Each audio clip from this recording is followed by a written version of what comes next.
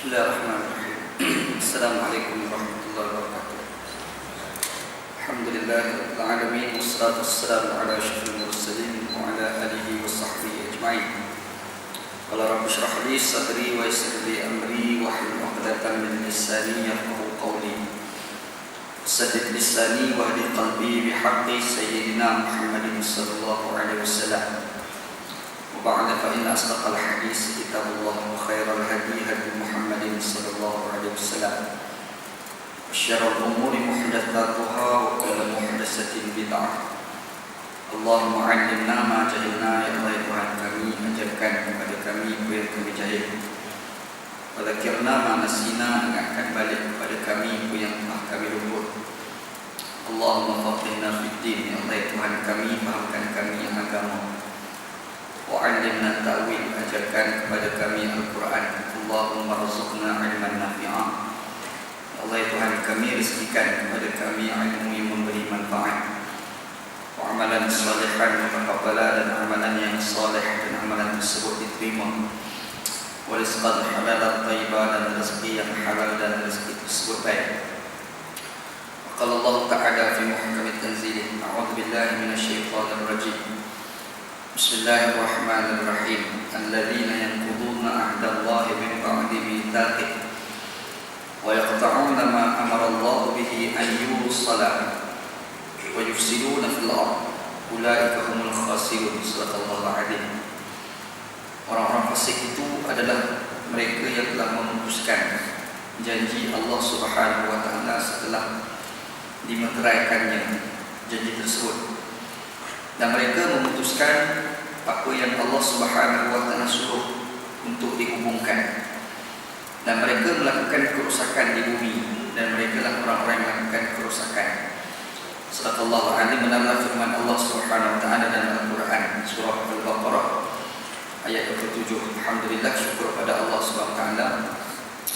Pada pagi ini kita bertemu di masjid kita ni untuk kita sambung kuliah tafsir kita. Mudah-mudahan kuliah tafsir kita pada pagi ini diberkati oleh Allah SWT, insya-Allah. Kita baca ayat yang ke-26 dalam kuliah kita yang lepas. Kita disebut Allah Subhanahu wa taala tak malu untuk mendatangkan misal dengan seekor nyamuk, bahkan lebih remeh daripada nyamuk. Yang pertama ni kita sebut hari itu Allah Subhanahu wa taala ni kadang-kadang bila dia berbicara dengan kita, dia terpaksa berbicara dengan style kita. Kalau Allah Ta'ala berbicara, style Allah Ta'ala kita tak faham. Sebab kalam Allah itu, dia bukan berhuruf, dia bukan boleh didengari, dia bukan macam kita dengar suara kita.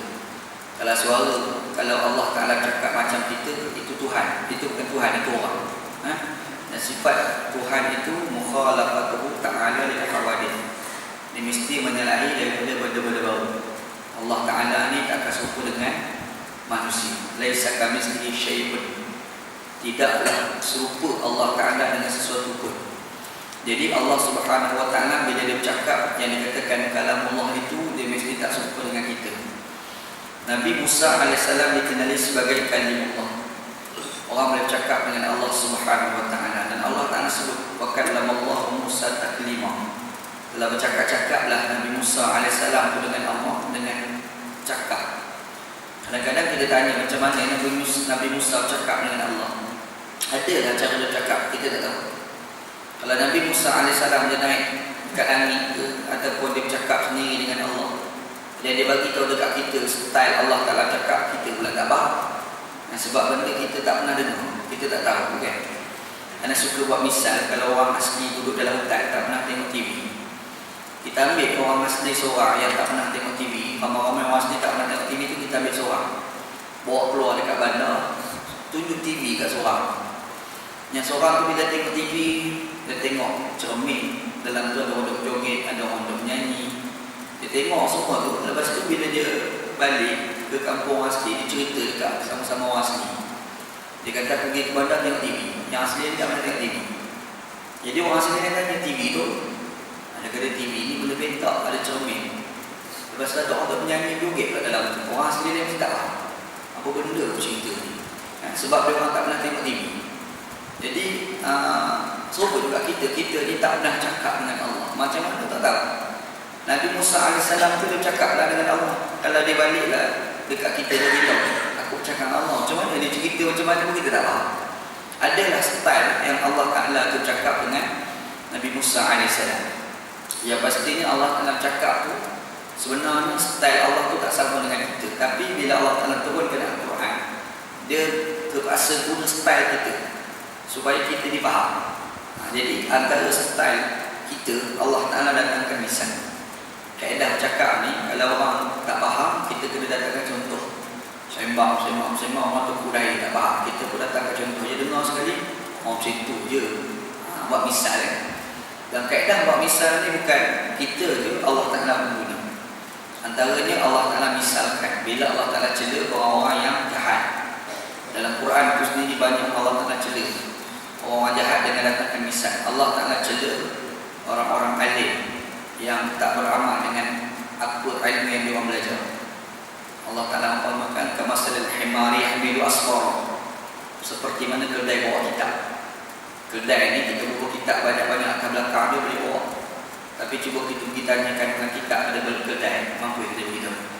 Orang alim ni ilmu banyak. Kita pergi rumah dia tu, kita tengok kitab banyak. Lepas tu dia mengajar pun boleh tahan. Amal tak ada. Macam keledai lah Allah Ta'ala umpamakan. Dan kadang-kadang Allah Ta'ala umpamakan manusia ni, mereka yang menyembah berhala dan mereka menganggap berhala itu sebagai hebat. Sebenarnya tak hebat. Dilihat saja hebat, tapi sebenarnya tak hebat. Seperti mana sarang laba-laba.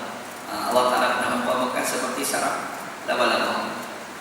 Sarang laba-laba ni kita tengok hebat. Punya hebat sarang laba-laba. Orang buat Spiderman. Itu hebat, tak hebat ni sarang laba-laba. Tapi sarang laba-laba tu sebenarnya itu hebat ke? Kita pegang dia pun hancur sarang laba-laba. Serupalah orang tu semua berhala. Dia duk anggap berhala tu hebat sangat. Tak hebat pun.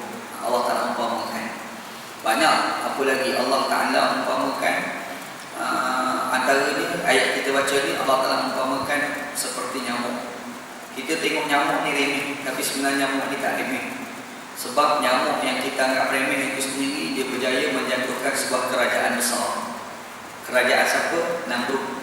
Namrud yang lawan Nabi Ibrahim AS. Nabi Ibrahim AS ni duk bergaduh dengan seorang raja Mesir, Namrud. Dia ada satu pemerintahan besar. Dan Nabi Ibrahim AS datang, suruh dia berhenti daripada dia buat kerja jahat, suruh mengabdikan diri pada Allah Subhanahu Wa Taala. Tiba-tiba dia rasa dia lagi canggih daripada Tuhan. Dia berdebat pula dengan Nabi Ibrahim AS. Berdebat tu Allah Ta'ala dah cerita kisah debat di antara Nabi Ibrahim AS dengan Namrud ada dalam Quran. Antara kandungan debat ni, dia sebut apa yang Tuhan kamu ni boleh buat apa. Ibrahim AS kata Tuhan Allah Ta'ala ni dia boleh menghidupkan dan mematikan, yuhyi wa yumit. Kata Namrud, qala ana uhyi wa umit, aku pun boleh menghidupkan, aku pun boleh mematikan. Kalau Allah Ta'ala boleh hidupkan dan boleh mematikan, aku pun boleh, kata dia. Macam mana dia buat? Dia ambil dua pegawai dia bunuh seorang. Dia kata yang bunuh tu aku matikan dia, yang aku tak bunuh tu aku bagi hidup. Bangang punya hujah. Dia bagi hujah macam tu kan. Kalau ketua kerajaan berhujah macam tu memang teruk lah. Teruk sangat lah ketua kerajaan boleh berhujah macam tu. Ibrahim dengar Allah, ini standard ketua kerajaan, bodoh ya, tak cerdik sangat. Nabi Ibrahim AS pun datangkan hujah yang kedua. Allah Ta'ala dia boleh timbulkan matahari. Kalau kau rasa kau canggih sangat, kau timbulkan matahari, fabuhital ladzi kafar, diamlah kafir tu. Boleh jawab. Gambarannya Namrud tu dia bergaduh dengan Nabi Ibrahim AS. Bukan sekadar bergaduh, berdebat sakan lah. Tiba-tiba kalah debat, dia tak puas hati, dia nak bunuh. Ini kaedah orang zalim. Orang zalim macam tu. Orang zalim ni dia kadang-kadang dia nak berdebat, nak bergaduh lidah. Tapi bila bergaduh tak lagi, dia nak cari gaduh. Dia nak bunuh. Macam kita bergaduh dengan orang kan. Kita bergaduh dengan budak-budak, kita bergaduh dengan kumpa-kumpa, bergaduh dengan budak tu kan. Budak ni kalau bergaduh dengan dia tak dia nak jawab, dia jepit, dia buat gitu. Dia akan lidah sekali kan. Habis dah tu.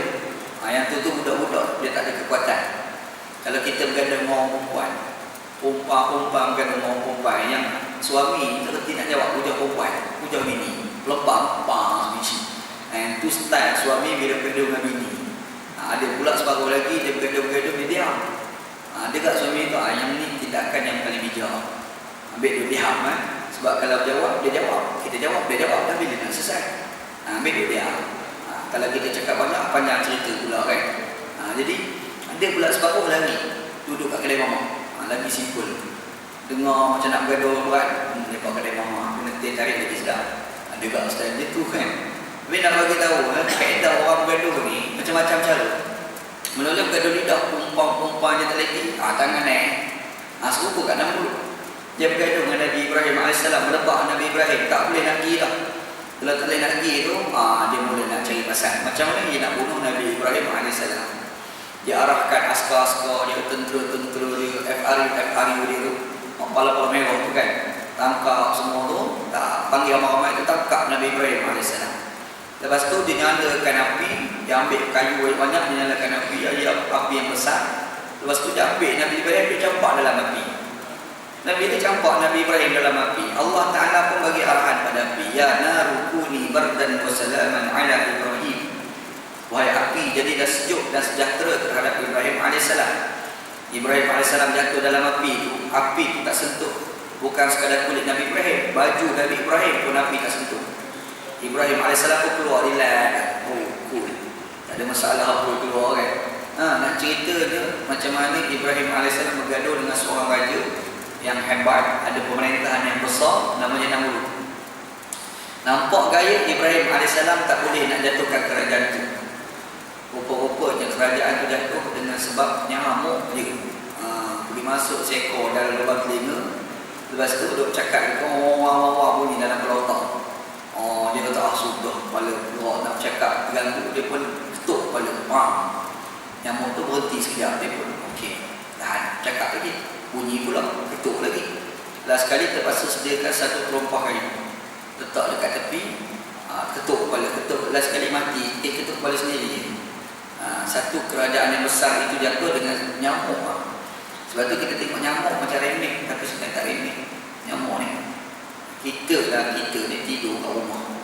Tidur dekat rumah, nyamuk banyak, tak boleh tidur. Apa lagi? Nyamuk banyak, kita pakai kain selimut. Nyamuk tu tak ketik pun, dia berjoget kat telinga kita kan. Orang bunyi, tak boleh nak tidur. Nyamuk yang kita nampak remeh tu, jangan. Kadang-kadang besar juga nyamuk. Bahkan Allah Ta'ala kata, Allah Ta'ala buat misal ni bukan nyamuk, remeh pada nyamuk, Allah Ta'ala buat misal. Macam-macam lah, labah-labah lah, anjing terjelek. Allah Ta'ala umpamakan ada manusia-manusia ni seperti anjing yang terjelek. Macam mana anjing terjelek? Dia nak air, jelek dia minta air tu anjing. Situ juga manusia yang dia ikut sangat mendak hawa nafsu seperti mana anjing yang lidah dia terjelek. Allah Ta'ala pernah umpamakan benda tu di dalam Al-Quran. Allah Ta'ala buat remeh. Kalau kata takkan Allah Ta'ala buat remeh macam ni, tak pelik bagi Allah Subhanahu Wa Ta'ala. Kenapa dia buat misal tu? Nak bagi kita faham.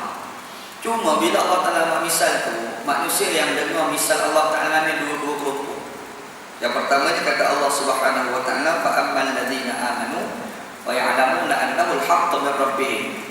Yang pertama ni orang yang telah beriman dengan Allah. Bila orang tu beriman dengan Allah Subhanahu Wa Ta'ala, dia akan mengetahui misal Allah Ta'ala buat ni satu benda yang benar daripada Allah.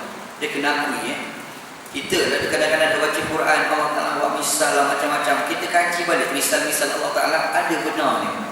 Betul Quran ni, fa inna asdaqal hadits kitabullah wa khairul hadi Muhammadin sallallahu alaihi wasallam. Sebenar-benar perkataan ni adalah perkataan Allah. Sebaik-baik petunjuk Nabi Muhammad sallallahu alaihi wasallam. Nabi Muhammad sallallahu alaihi wasallam cakap tu, itu yang terbaik kita ikut. Kalau kita dengar orang cakap ni, kadang-kadang kita dengar 10, 15 tak boleh percaya. Nipu. Cakap tu menipu dah. Gaya bahasa badan tu tipu juga. Senyum dia pun tipu. Sebab tu 10 cakap, 15 tak boleh percaya. Orang ada orang cakap 10, 5 boleh percaya, 5 pula tak boleh percaya, 5 tak boleh percaya. Ada macam tu. Tapi Quran ni betul semuanya. Tidak ada yang tidak benar, kecuali semuanya benar-benar berlaku. Ini Quran yang diturunkan oleh Allah Subhanahu Wa Ta'ala. Orang dulu bila dia baca Quran, dia terus akur dengan apa kandungan Quran. Dia kadang-kadang dia tak fikir tau, kenapa kan dia tak ada. Sebab dia mengakui annahul haqqu min rabbih. Kebenaran itu memang datang daripada Allah Subhanahu wa taala. Tapi akhir sekali sekarang ni kita kaji-kaji jumpa kebenaran Quran. Allah Taala haramkan 1400 tahun dulu Quran turun. Allah Taala sebut qarrima alaikumul maitata wad dama wa lahmal khinzir. Diharamkan kepada kamu bangkai, darah dan daging babi. Babi itu haram. Orang dulu tak pernah tahu kenapa babi haram. Kenapa haramnya babi? Orang tak pernah tahu dulu. Tapi bila Allah Taala kata jangan makan babi, tak makan babi. Stop makan babi. Sekarang ada ilmu kedoktoran, ilmu macam-macam ilmu, medik lah apalah. Orang buat kajian, rupa-rupa betul kenapa haramnya babi. Sebab kajian doktor mengatakan babi ini dia ada satu jenis cacing yang kalau dia lekat dekat usus manusia ni memberi implikasi kesihatan yang cukup buruk. Ini dinamakan sebagai cacing pital. Cacing pital lekat kat usus manusia. Dan kalau kita makan babi, cacing itu akan melekat kat kita punya usus, akan memberi implikasi kesihatan yang cukup buruk. Baru kita tahu lah kenapa Allah Ta'ala haramkan babi. Hikmah Allah Subhanahu wa Ta'ala. Maknanya benar Quran tu. Benar. Dan Quran ni sebenarnya logik. Ada orang kata tak logik lah. Tak logik. Quran tu logik. Kita tak pandai, kita tak faham, itu bodoh kita. Bukan Quran tu tak logik. Anda suka buat kisah senang, kita cerita pasal kelebihan sijil depan budak-budak dengan kita cerita kelebihan sijil depan orang dewasa, sama ke cara nilai? Tak sama. Sijil ni kelebihan 1, 2, 3, 4 cerita depan budak-budak tak faham. Dia kata tak logik lebih ke sijil budak-budak. Tapi kalau cerita sijil depan orang tua, orang dewasa, logik sijil ni. Nisbah kepada budak dengan nisbah dengan orang dewasa tak sama. Kita buat misal lain, orang zaman hang tuah dulu, kalau tengok orang hari ni pakai handphone, dia kata tak logik. Kita contoh dia khayal tu zaman tuah dulu. Hang tuah dulu dia tak ada handphone. Handphone tak ada zaman tu. Tiba-tiba kalau dia tengok orang hari ni ambil handphone letak kat telinga, macam kayu letak kat telinga, cakap agak-agak hang tuah kata apa? Gila buat kerja macam ni. Dia cakap dengan orang, ambil kayu kat telinga kan. Sekarang ni lagi canggih. Ada alat pula namanya Bluetooth. Bluetooth, infrared, macam-macam nama lah dalam internet kan. Ambil satu alat dia letak kat lubang telinga. Alat letak kat telinga tu pun tak nampak. Lepas tu macam mana dia ada wireless, macam mana kata dia pergi dekat handphone ni simpan dalam poket. Orang telefon, kita tekan switch, lepas tu kita bersembah. Sambil-sambil nak makan nasi, boleh bersembah. Bukan sekadar bersembah, orang buat lawak, kita pula gelap. Orang gelap. Hantuah tengok, dia kata gila pokok ni. Gila. Nak bagi tahu zaman hantuah dulu, dia tengok orang hari ni pakai handphone, dia kata tak logik. Hantuah kata. Tapi kita hari ni tengok orang pakai handphone, logik pakai handphone ni. Baiklah tengok dah. Logik. Nisbah dulu tak logik, nisbah sekarang logik. Quran itu logik, Quran ni logik. Quran ni kita tak faham, tu bodoh kita. Sebab tu kena tengok Quran ni. Kita jangan tengok dengan kebodohan kita. Kita kena tengok kebijakan yang ada dalam Quran, kebijaksanaan yang ada di dalam Al-Quran. Kita akur dengan apa yang disebut oleh Allah Subhanahu wa Ta'ala. Hari ni tak faham, mana tahu kan tak boleh faham? Mana tahu, kan? Yang penting doa lah, ya Allah bagilah aku faham Quran, kan? Kita minta kepada Allah Subhanahu wa Ta'ala. Jadi itulah sifat orang beriman. Maka Allah Ta'ala kata, fa ammal ladzina amanu fa ya'lamuna annahu al-haqqu min rabbihim. Sifat orang beriman ni dia akan mengetahui sesungguhnya kebenaran itu datang daripada Allah Subhanahu wa Ta'ala. Tapi sifat orang kafir pula, wa ammal ladzina kafaru fa yaquluna madza arada Allah bihadza masana. Ini problem. Orang kafir ni kata Allah Subhanahu wa Ta'ala, mereka mengatakan kenapa madza arada Allah? Apa yang Allah Ta'ala nak dengan misal nyamuk, binatang-binatang ni? Kenapa Allah Ta'ala misal? Sifat orang kafir ni dipertikai. Dia petikai. Dan Allah Ta'ala sebut yudillu bihi katsiran wa yahdi bihi katsiran.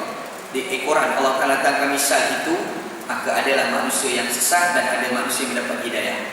Tapi yang pasti dia kata Allah, wa ma yudillu bihi illal fasiqin. Allah Ta'ala tidak akan menyesatkan kecuali terhadap orang-orang yang fasik, kata Allah. Kita kena ingat, sesat ni bukan Allah Ta'ala saja-saja nak bagi kita sesat. Sesat ni semua bermula daripada kita. Anda buat misal hari tu, macam kita ni tengok lampu, dia lampu ni menyala.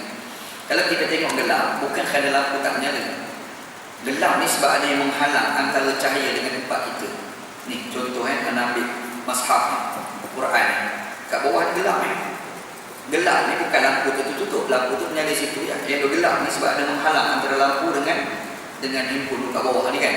Jadi handphone jadi gelap bukan kerana tak ada lampu, tapi ada menghalang. Serupa juga hidayah. Hidayah ni macam cahaya. Hidayah ni dia memancar dalam hati manusia, tapi ada yang menghalang menyebabkan hati kita jadi gelap. Apa yang menghalang itu? Yang menghalangkan itu adalah fasik dia ni. Sifat-sifat fasik. Sifat fasik ni dosa yang kita buat. Zina, mumpat, butuh orang, apa lagi? Tipu orang, rasuah, riba, apa yang Allah Ta'ala kata haram kita dah buat tu kan. Yang tu menyebabkan dia tertutup hati tu. Yang tu yang menyebabkan kita makin lama makin sesat. Alhamdulillah. Baik. Jadi Allah Ta'ala kata wa ma yudillu bihi illa al-fasiqin. Tidaklah menyesatkan, tidaklah Allah Ta'ala menyesatkan kecuali terhadap orang-orang yang fasik. Salah tu kat kita kan, bukan salah Allah Subhanahu wa Ta'ala. Tak. Yang tu kita dah kuliahkan dalam bulan depan, ulang balik. Cuma tambah-tambah sikit je daripada apa kita kuliah di bulan lepas. Hari ini insya-Allah kita sambung ayat ke-27 pula insya-Allah. Ayat yang anda baca ni Allah Ta'ala sebut alladzina yanquduna ahdallahi min ba'di mitsaqih wa yaqta'una ma amara Allah bihi an yusala wa yufsiduna fil ardi ulaika humul khasirun. Kita dah sebut Allah Ta'ala tidak akan menyesatkan kecuali terhadap orang-orang fasik. Jadi nak tahu orang fasik tu pula macam mana? Ini kita nak cerita. Ini ayat kita nak baca. Allah Ta'ala kata kita ni boleh jadi sesat, kita manusia ni jadi sesat, dan kita sendiri ni boleh dapat hidayah. Dan macam mana kita boleh jadi sesat? Kita jadi sesat apabila hidup kita bermula dengan maksiat-maksiat. Bila kita banyak sangat buat maksiat, ketika itu hati kita akan terhijab. Terhijab tak dapat cahaya. Apa amalan-amalan yang menyebabkan hati kita terhijab? Amalan-amalan yang menyebabkan hati kita terhijab itu namanya amalan-amalan fasik. Dan orang yang melakukan amalan fasik itu disebut sebagai al-fasiqun. Dia bagi istilah adalah dia manusia ni Syekh, asal-asal lahir-lahir ni dia bersih. Kullu mauludin yuladu 'alal fitrah. Setiap manusia tu lahir-lahir dia bersih. Cuma yang merosakkan dia ni ibu bapa dia. Fa abawahu yuhawidani yunassirani aw yumajjisan. Kullu mauludin yuladu 'alal fitrah. Setiap manusia ni dilahirkan dalam keadaan suci bersih. Anak-anak kita tu lahir dia bersih tau. Bila beranak tu bersih, yang jadi rosak tu bila? Siapa yang merosakkan budak tu? Yang paling hampir dengan dia ibu bapa dia. Ibu bapa lah yang menentukan budak tu Yahudi ke, Nasrani ke, Majusi.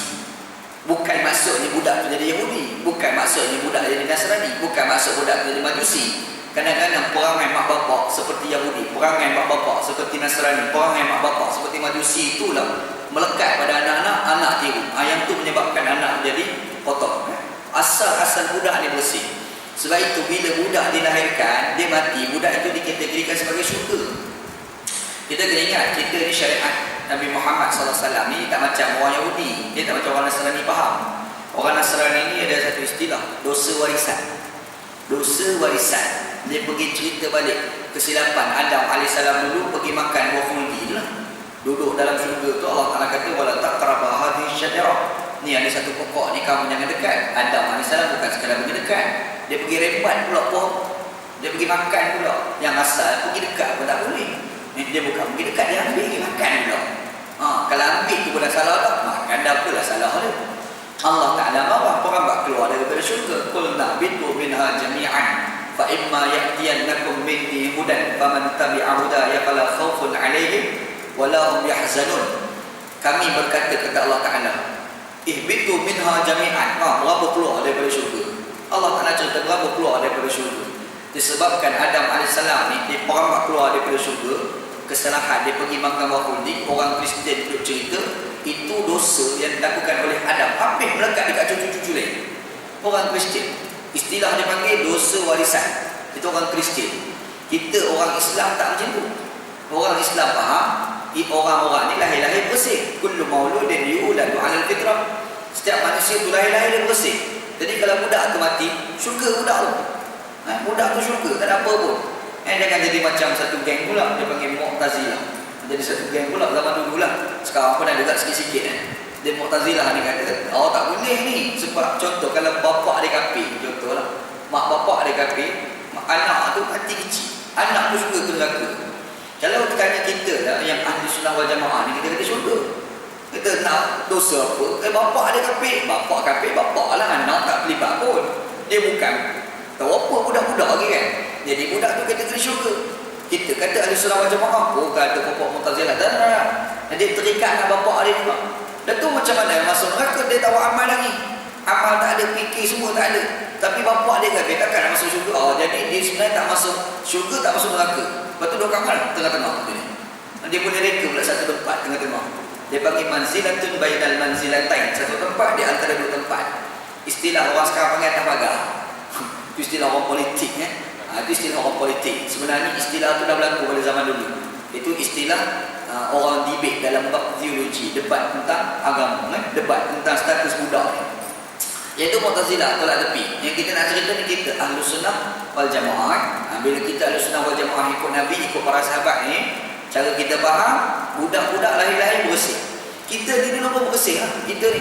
Tapi hak tak rosak ni, bila kita akil balik, kita dah lakukan maksiat, kita melakukan dosa. Zaman sekarang ni pula zaman yang memang tak boleh lari daripada dosa. Betul. Nak mari masjid pun buat dosa. Betul. Nasib baik subuh ya. Subuh ni sebaik sebab gelap. Kalau subuh ni tak gelap, cerah, buat dosa juga kita Syekh. Nak datang masjid, nak dengar kuliah, tapi orang perempuan buka aurat, tengok baju tu. Tengok meleleh hidup baju tu. Tengok bukan tengok saja, meleleh hidup pula baju tu kan. Mana nak datang buat ibadat tu pun sampai-sampai boleh buat dosa. Dosa sepak orang kata panggil. Dosa tu bukan sengaja buat, terbuat dosa. Apa? Ingat terbuat dosa tu hati bersih? No, tak. Walaupun tengok pun hati tetap ada titik hitam juga sebab tu dia ajar supaya kita ni beristighfar kepada Allah Subhanahu wa ta'ala. Apa tujuan istighfar? Tu nak kikir titik-titik hitam yang ada pada hati kita. Tak. Jadi bila hati kita bersih, lepas tu ada titik-titik hitam. Jadi titik hitam itulah menyebabkan kita berada dalam kesesatan. Alhamdulillah. Kita duk randing. Dia buat maksiat yang mula-mula mungkin jangan kita boleh buat. Itu. Sebab orang tak pernah buat dosa. Orang tak pernah mencuri, tiba-tiba mencuri. Hari pertama mencuri, jadi apa kakak? Dia tak tidur tau satu malam. Tak pernah mencuri, tiba-tiba mencuri. Gelapah hari tu. Dia tak selesa. Aku tak pernah mencuri, dia mencuri. Taklah. Orang ni, dia tak pernah makan rasuah. Tiba-tiba hari pertama orang bagi rasuah. Dia pergi ambil rasuah. Hari pertama. Gelapah tau. Sila hari bulan, seminggu hidup tak tenang. Sebab apa? Sebab tak pernah buat dosa. Tapi kadang-kadang hari-hari buat dosa, dia terkalik dosa atau berat. Orang boleh jadi sesat macam ni. Yang mula-mula sekali buat tu, dia berasa, ya Allah, silapnya aku. Orang tak pernah tinggal sembahyang subuh. Macam mana kakak? Tiba-tiba hari tu, tersedar subuh lewat. Tersedar dia selalu subuh awal. Selalunya memang azan kau bangkit, pergi sembahyang jemaah. 5 waktu kat Masjid Surah Muhammad ni. Subuh memang awal waktu, memang dekat masjid. Hari itu balik kerja lewat, contoh ada kerja, balik lewat tidur. Sedar pukul 8, dia sedar tu, dia pergi sembahyang subuh, habis sembahyang subuh itu menung. Wish, aku subuh lewat hari ni. Hari ni subuh gajah hari ni. Dia rasa bersalah sangat tau, sebab tak pernah tinggal solat subuh. Tapi bila tertinggal sekali, dia gelabah. Orang tak pernah buat maksiat, terbuat maksiat sekali, dia gelabah. Orang macam ni ada iman, alhamdulillah. Problem dia, kalau dia dah terkali dengan maksiat, habis. Alhamdulillah. Dia buat kali gelabah. Dia buat lagi last kali. Okey, tak ada apa-apa, kenyang makan. Ini berat. Macam ni dah jadi berat. Tu tak apa lagi, hak lagi berat. Dia bangga pula buat maksiat. Dia tunjuk pula ke orang dia buat maksiat. Itu lagi berat. Orang macam inilah yang Allah Ta'ala kata la yudillu bihi illal fasiqin. Tidak akan disesatkan kecuali terhadap orang-orang yang fasik. Orang macam inilah ada harapan nak jadi sesat. Orang macam inilah ada harapan nak ikut ajaran ayah pin. Nak jadi ayah pin ke sini lah punca ni. Kita tengok orang buat ajaran sesat. Kita cek balik hidup dia macam mana dulu. Kita cek penyambut tak ada suruh je. Betul. Dulu orang cerita pasal Abdul Qahar, seorang orang Melayu Selangor mengaku jadi Nabi Nabi Melayu di kalangan orang Selangor. Ada Nabi untuk orang Selangor. Tu canggih orang Selangor. Orang Kelantan, orang Negeri Sembilan, orang lain dari Selangor, alhamdulillah selamat. Sebab orang negeri lain tak ada Nabi, kecuali Nabi Muhammad SAW. Selangor ada. Namanya Abdul Qahar. Masalah orang Selangor nak mengaku ke tidak, itu masalah orang Selangor pula. Kena tangkap. Bulan Ramadan tak puasa, tengok. Nabi pun tak puasa. Mengaku jadi Nabi, tapi tak puasa. Apa punya Nabi? cerita kan? Dah cerita kan? Kita cek dalam hidup memang teruk orang macam ni. Kita baca cerita pasal ayah Pen. Tengok bang ayah Pen macam mana. Ayah Pen ni bukan start dia buat ajaran sesat. Dia ada